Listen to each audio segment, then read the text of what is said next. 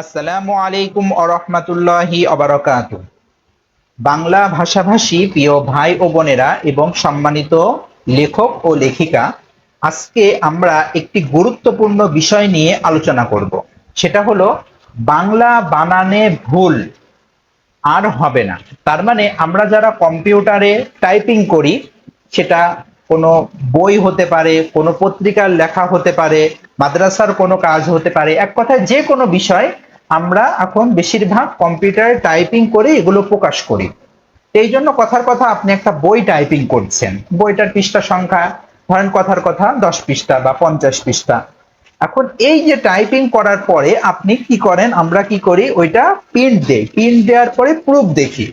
Proof দেখার পরেও আমাদের অজান্তে অনেক ভুল থেকে যায়, যেই ভুলগুলো পরবর্তীতে অন্যরা যখন এটা পাঠ করে তখন তাদের কাছে এই ভুলগুলো ধরা পড়ে। এইভাবে এমন অনেক সূক্ষ্ম সূক্ষ্ম ভুল থাকে যেগুলো আমাদের নজরে প্রুফ দেখার সময় পড়ে না।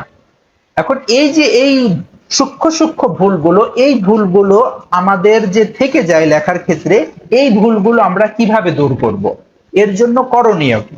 আজকে আমরা আপনাদেরকে এমন একটি ওয়েবসাইটের সাথে পরিচয় করিয়ে দেব, যে ওয়েবসাইটটা আপনার লেখাগুলোকে সে নিখুঁতভাবে ভুলগুলো চিহ্নিত করে দেবে। তাহলে চলুন আমরা এটা প্র্যাকটিক্যালি আপনাদেরকে দেখাই। যেমন এখানে আমরা একটা ছোট্ট লেখা লিখে রেখেছি, কিছু কথার নামে একটা বইয়ের একটা ভূমিকার কিছু একটা লিখেছি। ধরেন আমরা এখানে বেশি নিইনি, অল্প কিছু লেখা, এটা আমরা কপি করলাম। এই লেখাটার ভিতরে কোথায় ভুল আছে আমরা প্রুফ দেখার সময় অনেকগুলো আমাদের চোখে পড়ে না, কিন্তু এখানে অনেকগুলো ভুল আছে। এখন এইটা আমরা প্রুফ দেখার সময় আমাদের চোখে যেহেতু পড়ে না, আমরা এইভাবে চেপে দেই, কিতাব চেপে দেই। তাহলে এই ভুলগুলো, সূক্ষ্ম সূক্ষ্ম ভুলগুলো আমরা কিভাবে চিহ্নিত করব, আজকে এই বিষয়টা আপনাদেরকে দেখাবো। তাহলে চলুন আমরা সাইটে যাই। এখানে আমরা চলে আসলাম ব্রাউজারে। আসার পরে এটা আমরা কেটে দিলাম, নতুন করে আমরা আবার আসি, তাহলে আপনাদের বুঝতে সহজ হবে। এখানে আমরা একটা সাইটে আসলাম। আসার পরে এখানে আমি ওই লেখাটাকে পেস্ট করে দিলাম। পেস্ট করে দেওয়ার পরে এখানে দেখেন, এই যে সে ভুলগুলো খুঁজে বেড়াচ্ছে যে এই লেখাটার ভিতরে কতগুলো ভুল আছে বা কি কি ভুল আছে, এই ভুলগুলো সে খুঁজছে এখান থেকে। দেখেন একটু সময় নিবে, এটা নেটের গতি অনুযায়ী। এইবার দেখেন সে ভুলের সংখ্যা, এই যে এখানে দেখেন ভুলের সংখ্যা 18টা। তার মানে এই সামান্য আধা পৃষ্ঠা লেখার ভিতরে সে 18টা ভুল ধরেছে। এখন এই যে সে 18টা ভুল ধরলো, এই 18টা ভুল কি আসলেই সবগুলো ভুল না কেমন ভুল? এখানে সে 3 রকম ভুল ধরবে। দেখেন এখানে একটা কালি আছে হলুদ চিহ্ন, আবার দেখেন আরেকটা লাল কালি, আবার আরেকটা এখানে দেখেন ভিত্তিক, এর নিচে কি কালি দেওয়া আছে, সবুজ কালি। তার মানে 3 রকম সে কালির মাধ্যমে, মানে দাগের মাধ্যমে সে ভুলগুলো নির্ণয় করছে। তাহলে আমরা চলুন এখন দেখি যে আসলে কোন দাগটা, কোন রঙের দাগটা কি ভুল বোঝায়। এখানে দেখেন পিও, সে পিওর ক্ষেত্রে ভুল ধরেছে এখানে, এই যে পিও। তাহলে পিও, তারপরে সংখ্যা ও সময়ের ব্যবহার, এখানে কি ভুল, হলুদ কালি। তার মানে এখানে বোঝা যাচ্ছে যে এই ভুলটা আসলে বানানগত কোনো ভুল না, অন্য আরেকটা ভুল। তাহলে কি ভুল, যে এখানে পিওর পরে স্পেসের জায়গাটা বেশি হয়ে গিয়েছে, এই কারণে এই যে এখানে সে দেখাচ্ছে পিওর পরে স্পেসের জায়গাটা তোমার বেশি হয়েছে, এইটা এক প্রকার ভুল। এটা এক প্রকার আরবি সাহিত্যের ভিতরে এক প্রকার, বাংলা সাহিত্যের এক প্রকার ভুলের অন্তর্ভুক্ত। এই কারণে এখানে যদি আমরা টিক দেই তাহলে দেখেন এই জিনিসটা সে ঠিক করে দিল। তারপরে দেখেন আমরা নিচে আসি, এবার দেখেন লাল কালিটা দেখি আমরা, লাল কালি দ্বারা আসলে কি বোঝায়। এখানে দেখেন গণনা, এর নিচে সে লাল কালি দিয়েছে। তাহলে এই গণনার যেহেতু লাল কালি দিয়েছে, তার মানে এটা বানানে ভুল হবে। তাহলে এর সঠিক বানানটা কি হবে, এই যে এখানে সে দিয়ে দিয়েছে গ মূর্ধন্য ন, তারপরে দন্তন্য। তাহলে আর আমরা এখানে দিয়েছি দুইটায় দন্তন্য, তাহলে এই দুইটায় দন্তন্য দেওয়ার কারণে এটা বানানগত ভুল। তাহলে যেটা বানানগত ভুল হবে, এর নিচে সে লাল কালি দিয়ে চিহ্নিত করবে যে এটা তোমার বানানগত ভুল।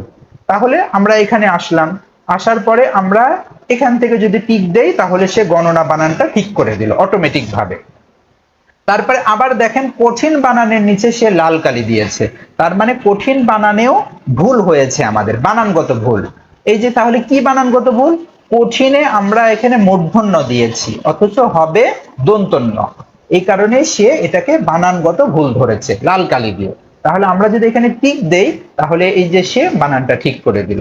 তারপরে এখানে দেখেন এই যে এখানে বেশ কিছু নিয়ম, এখানেও সে ভুল ধরেছে। কি ভুল ধরেছে এটা, এখানে আমরা আসি, আসার পরে এই যে বেশ কিছু, এখানে স্পেসটা একটু দূরে হয়ে গিয়েছে তার মতে।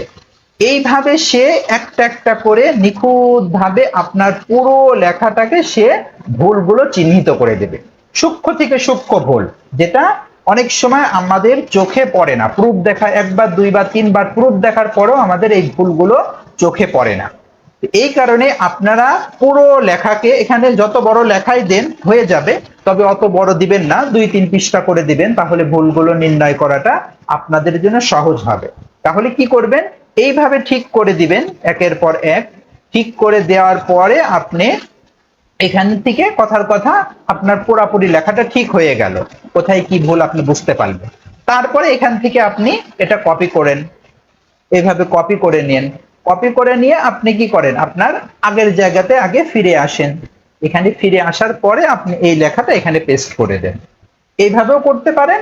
আবার আরেকটা কাজও করতে পারেন, সেটা হলো যে এখান থেকে এসে এখানে সে কোন জায়গায় কি ভুল ধরলো এটা আপনি কি করতে পারেন, এখান থেকে আপনি ঠিক করে দিতে পারেন। কিভাবে ঠিক করে দিবেন, যে এখানে আপনি মাইক্রোসফট অফিসটা এখানে আলাদাভাবে ওপেন করে নেন, এখানে এটা ওপেন করে নেন, দুইটা একসাথে ওপেন করে নিয়ে আপনি এখান থেকে এটা ঠিক করে দেন, এইভাবেও করতে পারেন।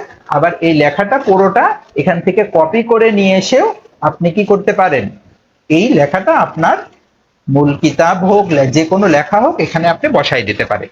তাহলে সূক্ষ্ম থেকে সূক্ষ্ম ভুলগুলো কি করবে, এই ওয়েবসাইটই আপনাকে ভুলগুলো সংশোধন করে দেবে। আপনার আর কষ্ট করে প্রুফ দেখাও লাগবে না, এই যে প্রুফ দেখার যে সময়, এই সময়টাও আপনার বেঁচে যাবে। অন্য অনেকে আছে যে নিজে লেখে, লেখার পর অন্যদের কাছে প্রুফ দেখার জন্য পাঠায়, এই প্রুফ দেখার জন্য আর আপনাদেরকে অন্যদের কাছে পাঠানো লাগবে না, এই ওয়েবসাইটটাই আপনাদের প্রুফ দেখার কাজ করে দেবে।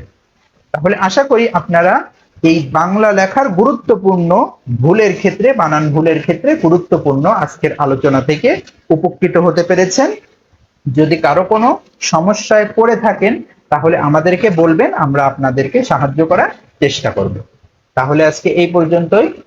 সবাই আমাদের চ্যানেলটাকে সাবস্ক্রাইব করে রাখবেন আর আমাদের সাথে যুক্ত থাকবেন। এইভাবে আমরা আরো নতুন নতুন অনেক সুন্দর সুন্দর ভিডিও আপনাদেরকে দিব, যাতে আপনাদের উপকার হয়। তাহলে আজকের বিষয় ছিল বাংলা বানানে ভুল আর হবে না। এইভাবে যদি আপনারা লেখেন, লেখার পরে এই ওয়েবসাইট থেকে আপনারা এই বাংলার বানানের ভুলগুলো আপনারা ঠিক করে নিতে পারবেন। তাহলে আসসালামু আলাইকুম ওয়া রাহমাতুল্লাহি ওয়া বারাকাতুহু।